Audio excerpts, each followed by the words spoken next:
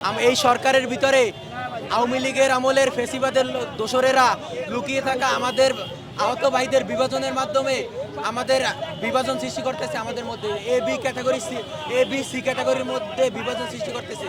C category রেগে ন্যূনতম 2 লক্ষ টাকা 2 লক্ষ টাকা এককালীন দিয়ে আমাদের বাতিল করে দেওয়া হচ্ছে। আমাদের সি ক্যাটাগরির মধ্যে এমন ভাইরা আছে যারা কলিজার একাংশ কেটে ফেলা হচ্ছে তাদের, ঠিক আছে। আমাদের সরকার, আমরা চাই সরকার আমাদের ন্যূনতম ভাতার আওতায় নিয়ে আসুক।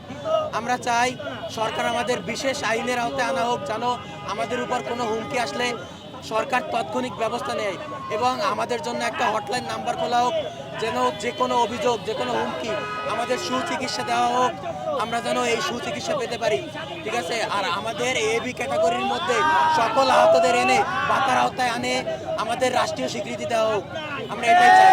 এ ক্যাটাগরি করা হচ্ছে যাদের হাত পা নাই, তাদের এ ক্যাটাগরি করা হচ্ছে, আমরাও এটার পক্ষে। কিন্তু বি ক্যাটাগরি করা হচ্ছে যাদের এক হাত নাই, এক পা নাই, এরকম ভাইদের বি ক্যাটাগরি করা হচ্ছে। এরকম বৈষম্য কেন?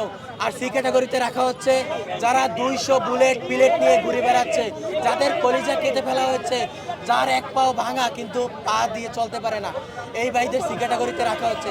আমার প্রশ্ন হচ্ছে, যে ভাইয়ের শরীরে 200 প্লেট আছে, এই ভাইটি কি ভবিষ্যৎ নিরাপদ?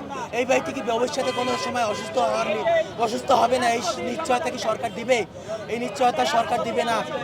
আমরা চাই এ বি ক্যাটাগরির মধ্যে সকল আহতদের নিয়ে আসা হোক এবং সকলকে ভাতার আওতায় নিয়ে আসা হোক। আমার যে ভাইটা রিক্সা চালায়, দিন মজুর, এই ভাইটা কিভাবে সরকারি চাকরি পাবে? আমাদের সরকারি চাকরি আশ্বাস দেওয়া হচ্ছে, কিন্তু আমাদের যে ভাইটা অশিক্ষিত, যে ভাইটা পড়ালেখা জানে না, তাকে কিভাবে সরকারি চাকরি দেবে?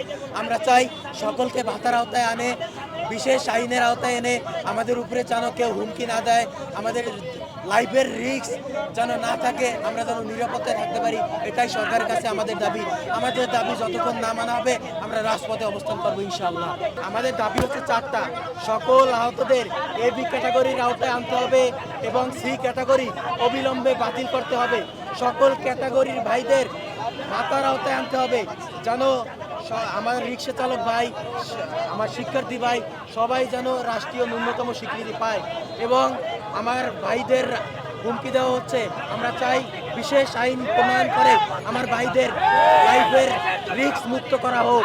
আমরা চাই আমাদের ভাইদের জন্য একটা হটলাইন নাম্বার খোলা হোক, টোল ফ্রি, যেন আমাদের ভাইরা যে কোনো সময় অভিযোগ করলে সরকার অবিলম্বে ব্যবস্থা গ্রহণ করতে পারে।